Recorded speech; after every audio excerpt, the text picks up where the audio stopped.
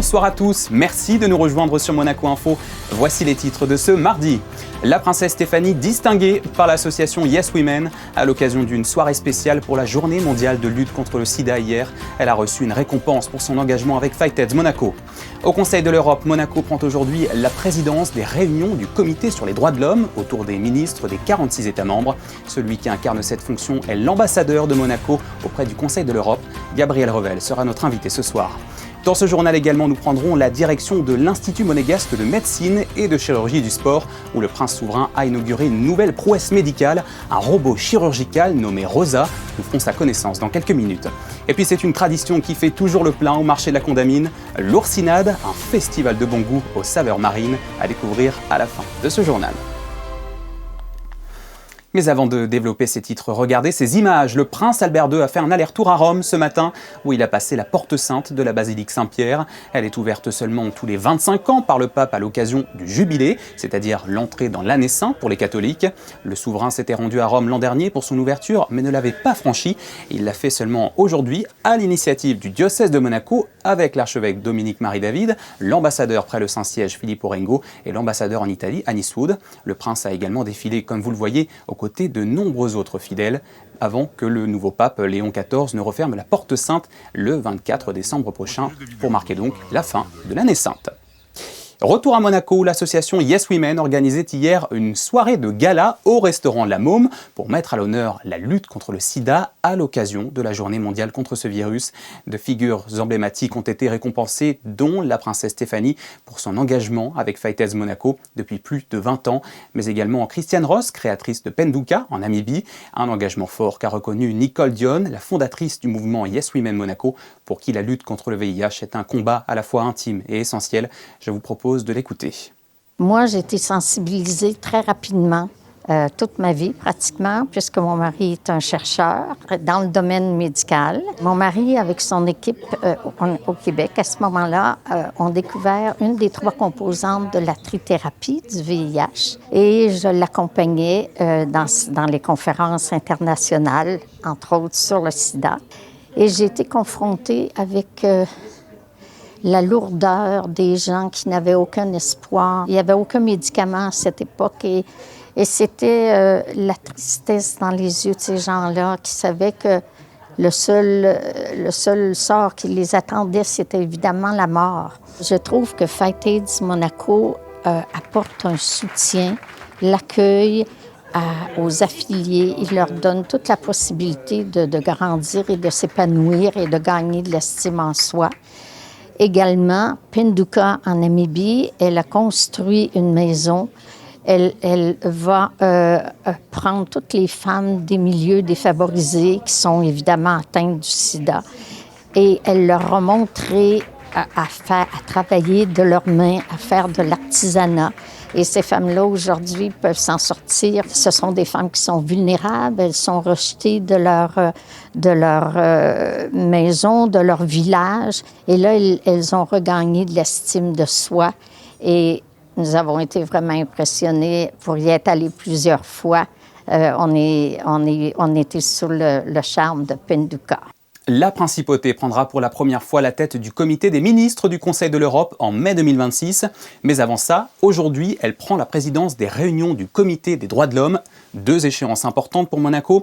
Pour comprendre quelles seront ses missions, nous sommes en ligne avec son ambassadeur et représentant permanent actuel au Conseil de l'Europe, Gabriel Revel. Bonsoir à vous. Bonsoir monsieur. Merci beaucoup d'être notre invité ce soir. Monsieur l'ambassadeur, une première question d'abord pour comprendre ce système européen. Qu'est-ce que la Convention européenne des droits de l'homme et le rôle de la Cour européenne des droits de l'homme autour desquels la principauté va être amenée à travailler encore davantage dès aujourd'hui? Alors, il s'agit d'une convention qui date de 1950 et qui garantit des droits fondamentaux et des libertés fondamentales pour tous les citoyens européens. Donc elle couvre actuellement 46 États membres. Donc elle dispose d'un outil juridictionnel qui est la Cour européenne des droits de l'homme, qui est là pour s'assurer du respect de ces dispositions. Et ensuite, une fois que la Cour a rendu ses arrêts, il revient au comité des ministres, donc je serai amené à présider cette semaine, d'assurer le suivi de l'exécution. Alors Gabriel Revel, vous êtes justement le représentant permanent de Monaco auprès du Conseil de l'Europe. Pour nos téléspectateurs qui ne le savent peut-être pas encore, qu'est-ce que le comité des ministres du Conseil de l'Europe et comment contribue-t-il à la protection des droits de l'homme en Europe? Alors il s'agit de l'organe exécutif de l'organisation. Il rassemble tous les ambassadeurs des États membres et il contribue à la protection des droits de l'homme à travers ce comité sur le suivi de l'exécution des arrêts pour s'assurer que les États mettent en œuvre les points qui sont demandés par la Cour, mais aussi en édictant de nouvelles normes sur la protection des droits de l'homme, sur l'état de droit et sur la démocratie. Quelles seront donc vos responsabilités en tant que président des réunions du comité droits de l'homme? Alors cela implique de devoir gérer les débats, donc donner la parole aux diverses délégations, trouver des compromis entre les délégations sur les projets de décision qui seront adoptés. Et aujourd'hui, nous commençons déjà avec une partie informelle qui est liée à l'exécution des arrêts concernant la Fédération de Russie. Quelles seront les complexités de ces opérations que mèneront la Principauté de Monaco et les autres États membres pendant cette présidence qui sera la vôtre? Alors pendant cette présidence du CMDH, la question qui se pose concerne les affaires les plus complexes en fait, que l'on a à traiter. On a des affaires qui concernent par exemple des détentions de détenus politiques ou des questions de droits de l'homme très sévères et concernant aussi des affaires interétatiques, c'est-à-dire les relations entre différents États. Et donc c'est assez compliqué à mettre en œuvre. Et donc notre rôle est d'arriver à trouver des accords pour avancer sur l'exécution de ces arrêts. Combien de temps va durer cette présidence? Alors cette présidence dure 6 mois. Là, nous avons donc cette session qui a lieu cette semaine, puis nous en aurons une autre au mois de mars. Et ensuite, au mois de mai, nous prendrons la présidence du comité des ministres. Présider ces réunions internationales, c'est aussi essayer d'être neutre au maximum. Alors comment vous, président sous les couleurs de Monaco, État qui s'affiche d'ordinaire impartial, comptez-vous vous y prendre pour faciliter le dialogue et le compromis entre les 46 États membres sur des questions parfois sensibles? Alors en amont, ça a été aussi de prendre contact avec toutes les délégations concernées, justement pour pouvoir avoir leur impression par rapport à cette discussion qui s'annonce, et aussi d'arriver à trouver un compromis le plus juste possible dans tous les cas de figure qui vont se présenter. Un mot sur la présidence du comité des ministres dont Monaco prendra la présidence en mai prochain. Quelles seront les priorités de la principauté vis-à-vis des autres États membres et comment s'y prépare-t-elle? Alors concernant le CMDH, la question du système conventionnel et de l'exécution est l'une des priorités que nous allons afficher l'année prochaine lors de la présidence du comité. Donc c'est un moyen de démontrer notre conviction dans l'utilité et la nécessité d'avoir ce système conventionnel et les bienfaits qu'il peut procurer à nos populations sur le continent européen. En une phrase pour conclure, le credo de Monaco à ces deux présidences, quel sera-t-il? Le credo, il sera de continuer avec le système que nous connaissons, le faire avancer aussi au regard des nouveaux défis qui se posent, notamment en matière de nouvelles technologies et des nouveaux phénomènes d'atteinte au système démocratique ou à l'état de droit. Et donc c'est un ensemble de sujets aussi liés aux traditionnelles priorités de la principauté que sont la protection des femmes et des enfants que nous allons avoir cette présidence. Merci beaucoup Gabriel Revel d'avoir été avec nous sur Monaco Info, ambassadeur et représentant permanent de Monaco auprès du Conseil de l'Europe, où on le rappelle donc, Monaco prendra 2 présidences. Dès aujourd'hui, la présidence des réunions du Comité des droits de l'homme du Comité des ministres, et dès le 15 mai prochain, la présidence du Comité des ministres tout entier pour une durée de 6 mois. Merci à vous. Merci. Le Forum Monaco Hydrogène Alliance a accueilli le Prince Albert II aujourd'hui à l'occasion d'une table ronde. Elle portait sur les sports automobiles à hydrogène, un thème plus que d'actualité pour la principauté qui accueille chaque année des événements mythiques comme le Grand Prix de Formule 1 ou le e-Rally Monte-Carlo. Une manière pour le souverain de montrer son soutien à la filière de l'hydrogène et de témoigner son engagement sur les questions écologiques, même quand il s'agit des traditions. Un mot du consulat honoraire de Roumanie à Monaco qui vient d'organiser la célébration de la fête nationale roumaine. Ça s'est passé hier soir au théâtre Princesse Grace. 350 personnes, ressortissants, membres du corps diplomatique et personnalités monégasques étaient invités. Toutes ont pu assister à un récital de piano d'environ 1h30, suivi d'un cocktail. Un bon moment permettant de réunir toute cette communauté qui constitue l'une des 139 nationalités que compte notre pays. Prenons maintenant la direction du centre hospitalier Princesse Grasse où s'est déroulé ce matin un exercice incendie grandeur nature. C'est un vrai rituel pour les sapeurs-pompiers de Monaco qui s'entraînent régulièrement dans les différentes structures de la principauté pour se familiariser avec le terrain et se coordonner avec les équipes internes. Illustration ce matin avec Alban Jean-Jambe et Julien Loger sur place. L'alerte est fausse, mais l'exercice est bien réel. Tout commence avec les agents incendies du CHPG qui donnent le top départ. J'ai une personne qui est dans un endroit qu'on ne peut pas accéder, mais qui a l'air d'être inconsciente au niveau du pôle énergie. En attendant l'arrivée des pompiers, les agents sécurisent le lieu de l'incendie. On est dans un site qui bouge constamment, très contraint en termes de surface, de positionnement de bâtiments. Ce genre d'exercice est très important pour la cohésion avec les services des pompiers. C'est vraiment nécessaire pour nous pour être prêts le jour où il y a un réel incendie, une évacuation nécessaire ou une opération d'urgence. Une fois sur place, les pompiers prennent le relais. Pour eux, cet exercice est un maintien des acquis pour ne pas oublier les bons réflexes. Là aujourd'hui l'exercice c'était au niveau d'un pôle énergie, qui est un pôle extrêmement sensible au niveau du CHPG, sur une petite partie de détritus techniques ou autres, qui était en train de brûler à proximité d'éléments particulièrement sensibles. Là en l'occurrence ça concernait à la fois une cuve de fioul et également une alimentation gaz qui elle génère en fait le gaz au niveau de l'entièreté du bâtiment. Des éléments non négligeables à prendre en compte pour intervenir. Des groupes électrogènes. En fait. L'opération est organisée selon une hiérarchie bien précise. Je prends le commandement des opérations de secours. Le but c'est vraiment de travailler en coordination avec un officier de permanence qui va réellement arriver pour en fait être un petit peu le chef d'orchestre de cette intervention. Il peut de lui-même à un moment donné s'engager pour pouvoir venir amener une force supplémentaire et je dirais organiser de manière un peu plus confortable les moyens de secours tels qu'ils sont engagés. Une quarantaine de minutes plus tard, l'exercice prend fin. La fausse intervention est réussie. Les sapeurs-pompiers prennent toutefois note de certains points à améliorer avec l'ambition d'atteindre la perfection. Ouvrons une page santé à présent avec une innovation médicale que l'on doit à l'Institut monégasque de médecine et de chirurgie du sport à Monaco. Le prince Albert II s'est rendu sur place la semaine dernière pour la présentation d'un robot chirurgical dénommé Rosa. Toutes les explications sur cette prouesse dans ce reportage signé Alban Jean-Jambe et Thomas Deus.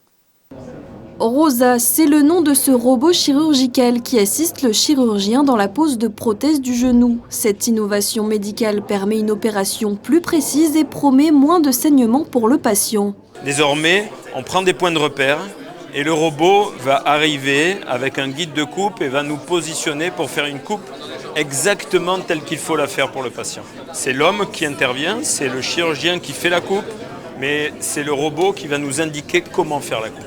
C'est-à-dire qu'on va être sûr de poser la prothèse comme il faut et donc c'est une meilleure certitude pour les patients d'avoir été bien opérés.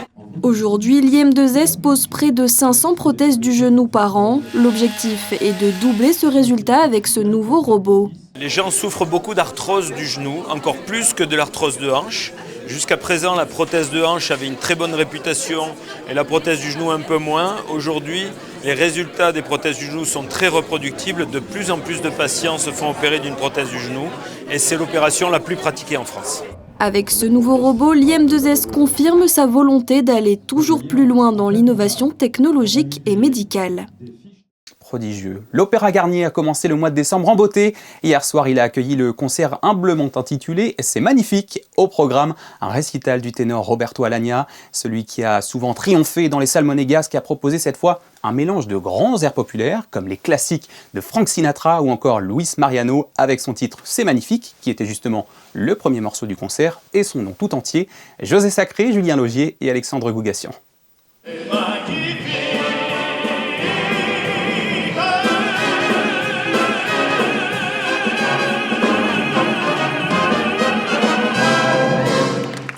C'est magnifique, une chanson de Cole Porter interprétée en français.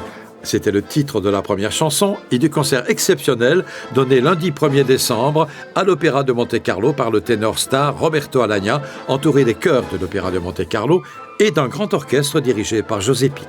J'ai toujours eu un grand plaisir à chanter dans la Principauté parce que, comme je l'ai dit pendant le concert, j'ai chanté, je crois, dans tous les endroits possibles où on puisse chanter dans la Principauté, partout. Jusqu'au palais, toutes les salles, tous les endroits, dans la rue, un peu partout. Voilà, donc j'adore venir ici. Mon épouse était là la semaine dernière, donc vous voyez, on est un petit peu à la maison ici.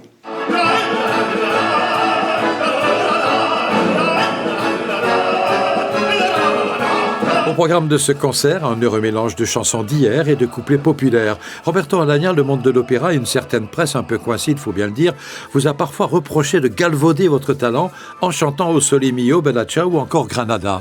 Alors vous voulez que je vous dise la vérité ou non? Oui. Eh ben je vais vous la dire la vérité, parce qu'en fait, c'est les journaux, c'est la presse qui a dit à chaque fois que les puristes étaient comme ci, les puristes étaient comme ça. Mais moi, ces fameux puristes, je ne les ai jamais rencontrés. Moi, j'ai toujours rencontré un public heureux, avec des sourires incroyables, des yeux qui brillaient, et ils étaient heureux. Ils sont venus dans tous mes concerts. Vous savez, par exemple, le concert sicilien, on a fait 30 zéniths, à chaque fois avec plus de 10 000 personnes.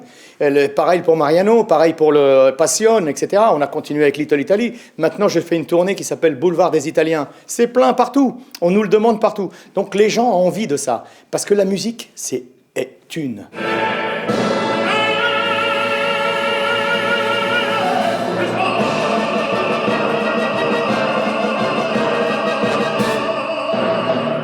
Chanter, c'est de l'ordre de la prière. Vous voyez, on rentre en communion tous ensemble. Vous voyez, quand vous êtes dans une église, dans un lieu sacré, un peu partout, vous commencez à chanter et vous ressortez avec le cœur plein de joie. C'est comme si l'Esprit Saint vous avait traversé. Eh bien, parce que c'est ça. Parce que la musique, le chant, c'est une vibration qui nourrit votre cerveau et votre cœur. Voilà, et on ressort léger et heureux.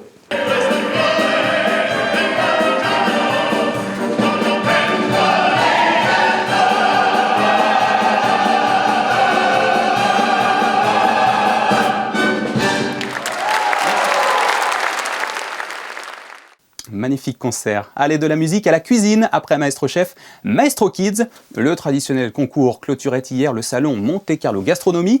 L'association Monaco Goût et Saveurs qui l'organise regroupe des chefs de la principauté qui s'appliquent à promouvoir le goût auprès des jeunes. Et vous allez voir que le message est bien passé chez ces enfants ravis de mettre la main à la pâte sous le chapiteau de Fontvieille, comme l'ont constaté Alban Gingembre, Jean-Alexandre Dordet et Alexandre Gougassion. Ils sont 9 à s'être qualifiés pour la finale du Maestro Kids. La thématique de cette édition, le pain perdu sucré ou salé. Lors de ce concours, les enfants s'affrontent pour réaliser la meilleure recette, comme Sophia, passionnée de cuisine. C'est une recette classique, mais juste avec une sauce spéciale. C'est une sauce de quelque part d'autre, pas d'ici. Sophia et les autres finalistes ont été choisis parmi les plus de 170 recettes proposées. Aujourd'hui, les chefs jouent les commis pour accompagner les enfants le temps du concours. C'est très rigolo parce qu'ils ont beaucoup de choses qui ressortent que même nous, en tant que chefs de cuisine, on ne le ferait pas. C'est peut-être nos futurs chefs de demain, j'espère, parce qu'on en a beaucoup besoin. Mais ce qui me plaît, c'est l'inventivité des enfants et le stress qu'ils ont en venant ici pour réaliser leurs recettes. Nous, ça nous fait rêver.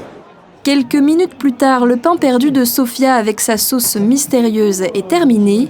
Il est temps de présenter sa recette au jury qui devra évaluer l'assiette selon plusieurs critères. Le goût, ensuite la propreté du travail qui est fait, l'association des produits, que ce soit les fruits rouges, que ce soit là en l'occurrence il y a de la cannelle. Si c'est un produit où si on ressent trop la cannelle qui prend le dessus sur le reste, par exemple, ça dénote un peu le produit en lui-même. L'ensemble est très bien. À la fin, les enfants repartent tous gagnants, riches de rencontres et d'expériences. On reste dans la gastronomie et le bon goût, cette fois au marché de la Condamine qui accueillait hier sa traditionnelle oursinade pour le 1er décembre. Un rendez-vous toujours très apprécié. Alexandra Pagny et Thomas Deus ont rencontré tous les amateurs de crustacés et fruits de mer. Allez messieurs, dames, c'est parti. Ils sont plus de 160 fins gourmets à avoir réservé leur précieuse place au marché de la Condamine. Au menu, des crevettes, des huîtres et bien sûr, les fameux oursins. Ce sera des oursins de pêche, on travaille beaucoup avec la côte atlantique. Donc là, la saison a commencé depuis le mois d'octobre, on est tombé sur une très bonne semaine, la météo est très belle, donc on a de très beaux oursins ce soir. Des plateaux généreux pris d'assaut dès l'ouverture de cette oursinade à 18h30. C'est une initiative fantastique parce que ça permet aux gens de Monaco de se retrouver au marché de la Condamine et en plus de déguster un produit qui est magnifique, qui est les oursins. Et j'en ai entendu parler tout simplement en lisant un petit message qui était sur la porte du marché. Et c'est l'occasion de rencontrer des amis et de partager quelques bons produits. Cet événement convivial est une véritable tradition organisée chaque année par la mairie de Monaco. On peut dire que ça fait partie de notre patrimoine puisque ça remonte à plusieurs siècles. Quand les pêcheurs partageaient justement le produit de la pêche et des oursins qu'ils ramenaient avec la population. Donc c'est vraiment devenu un moment festif, convivial, très populaire. Et donc c'est pour ça qu'on souhaite justement perpétuer cette tradition et l'organiser bien sûr au marché de la Condamine parce que c'est vraiment le lieu justement de partage, d'échange, le lieu populaire. Donc c'est pour ça que ce soir nous avons notre oursinade. Pour tous les gourmands qui n'ont pu profiter de cette dégustation, le banc de l'Écaillé propose au marché de la Condamine des oursins et autres fruits de mer tous les vendredis, samedis et dimanches. En football, nous avons découvert hier soir les affiches du 9e tour de la Coupe de France. L'AS Monaco fait partie des 64 qualifiés pour les 32e de finale et affrontera Auxerre en Ligue 1 le 20 décembre prochain sur les terres de l'adversaire. Un déplacement en confiance pour les hommes de Sébastien Pocognoli qui s'était bien rattrapé samedi dernier en battant 1-0 le Paris Saint-Germain à la maison après une série de 3 défaites consécutives en championnat. Et puis un doublé monégasque hier lors du Navicap Challenge. La 3e édition s'est achevée sur une victoire de Victor Holst et Paul Papillon. Les jeunes régatiers du Yacht Club de Monaco se sont arrachés le trophée devant 65 autres équipages représentant 8 nations différentes. Un très bon cru pour une belle épreuve sportive qui nourrit chaque année des souvenirs mémorables. Bravo à nos 2 lauréats. Tout autre chose pour finir, le Club international des amis des chiens guides d'aveugles soutient depuis 1989 à Monaco la formation de ces derniers. Une mission clé puisque grâce à eux, elles permettent aux personnes déficientes visuelles de retrouver une certaine autonomie et bien plus encore, comme nous l'a expliqué l'une des bénéficiaires. Écoutez son témoignage après les précisions du président du club au micro d'Alexandra Pani. Il y a 2 types de formation. D'abord, il faut former le chien. Mais comme là, on parle de chiens qui sont donnés à ce qu'on appelle des mineurs. Les mineurs, c'est une plage de 12 à 18 ans. Vous ne pouvez pas donner un chien qui a une force terrible à un enfant de 10 ans qui risque d'être entraîné dans la rue. Pour les mineurs, il y a l'éducation du chien.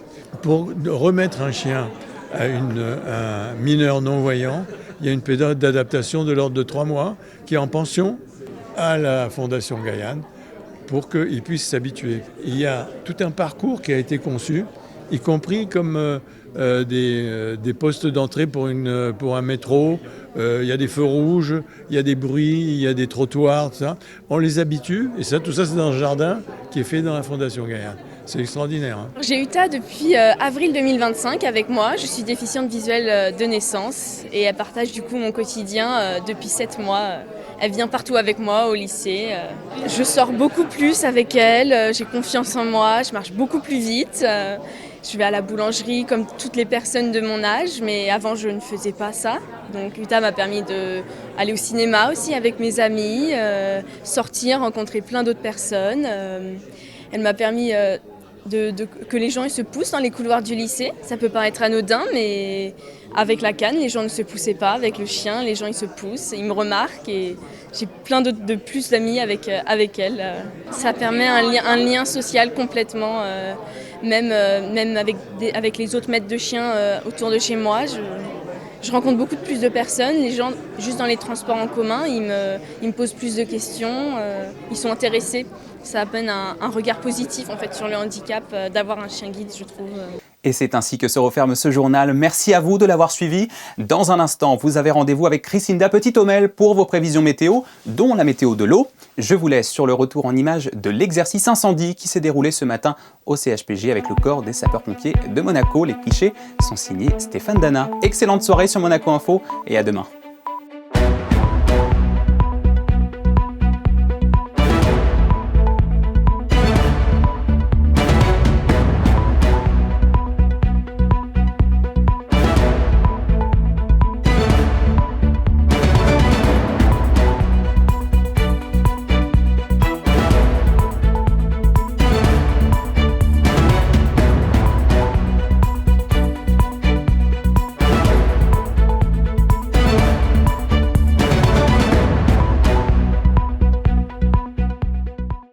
Retrouvez la météo avec Suisse Courtage, le spécialiste de l'assurance à Monaco depuis plus de 35 ans. Notre expertise à votre service. Bonsoir à tous. Demain, les températures resteront fraîches sur la Principauté, 11 degrés au minimum, 13 degrés au maximum. Un ciel couvert dès le matin, puis un risque de pluie à prévoir dans l'après-midi, notamment en fin de journée. Et puis, sinon, demain, nous fêterons Saint François Xavier, missionnaire infatigable du XVIe siècle. Il a parcouru plus de 100 000 kilomètres sans jamais prendre l'avion, bien évidemment. Et comme chaque mardi, un mot sur la météo de l'eau. Les sources d'eau de la Principauté ne couvrent que 25 à 50% de notre consommation. Le reste provient des importations, ce qui rappelle l'importance de préserver cette ressource. Belle journée à tous, malgré les nuages. C'était la météo avec Suisse Courtage, le spécialiste de l'assurance à Monaco depuis plus de 35 ans. Notre expertise à votre service.